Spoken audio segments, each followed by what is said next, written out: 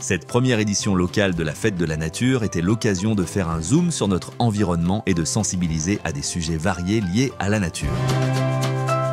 La Fête de la Nature, c'est un événement déjà national qui se déroule tous les ans. C'est la première édition à Bretignolles où on a créé tout un programme varié pour tous les publics, pour les enfants, pour les grands, dans les jardins, dans les dunes, voilà, qui touche pas mal de sujets, le potager aussi.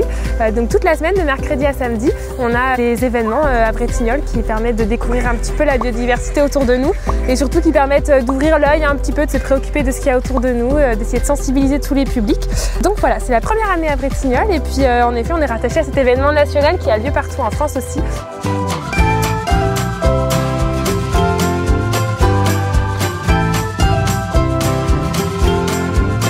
Autre nouveauté, en 2024, l'expérimentation réussie des 3 sites de composteurs collectifs. Plus de 11 tonnes de biodéchets ont été valorisés grâce à l'apport hebdomadaire de 30 à 50 personnes selon le site de collecte. Pour faire vivre ces sites de compostage, les bénévoles sont toujours les bienvenus. Au départ, c'est une action légale pour les mairies de mettre à disposition des centres de compostage. Donc la mairie nous a mis ce qu'il fallait et c'est à nous de gérer ça. La mairie a le rôle de vider complètement le bac quand il est plein pour le retourner et le mettre à notre disposition. Oui, je viens toutes les semaines et je fais partie de l'équipe des référents. Je viens tous les samedis matins, de 10h à 11h. Côté jardin, 2024 a été l'occasion de lancer le projet de création de nouveaux jardins familiaux qui verra le jour au printemps 2025 rue des Aubépines. Depuis 2015, un jardin de ce type existe déjà à Bretignolles-sur-Mer. Cet espace est géré par l'association des jardins de Saint-Grégoire.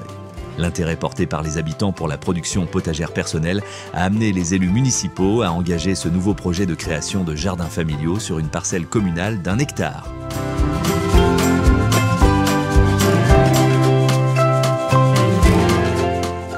C'est donc au printemps prochain que ces 36 nouvelles parcelles de jardins familiaux seront disponibles pour les jardiniers bretignolais en herbe et ceux plus chevronnés.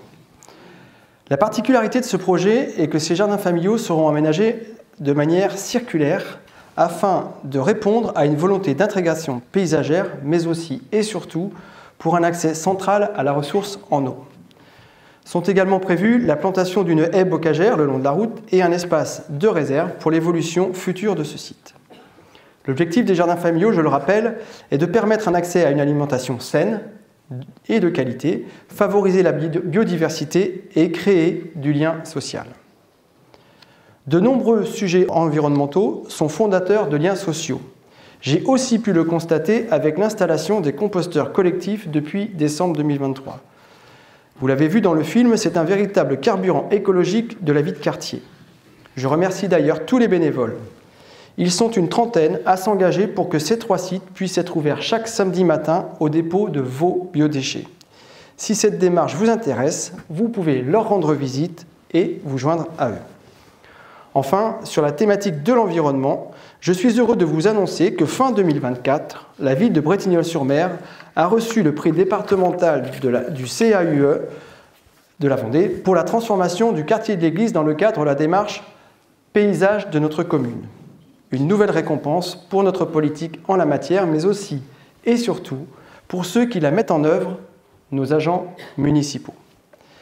C'est d'ailleurs l'occasion pour moi de tous les féliciter une nouvelle fois pour leur professionnalisme et leur engagement au quotidien.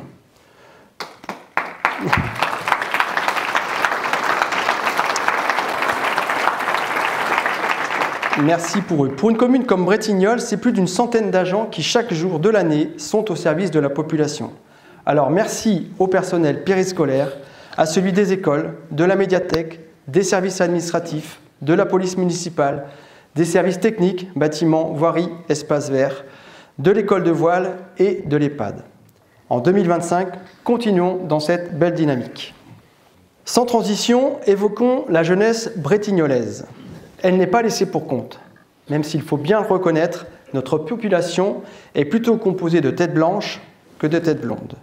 Mais nous tenons à offrir à nos jeunes un cadre de vie optimal pour qu'ils grandissent bien et qu'ils s'épanouissent au maximum.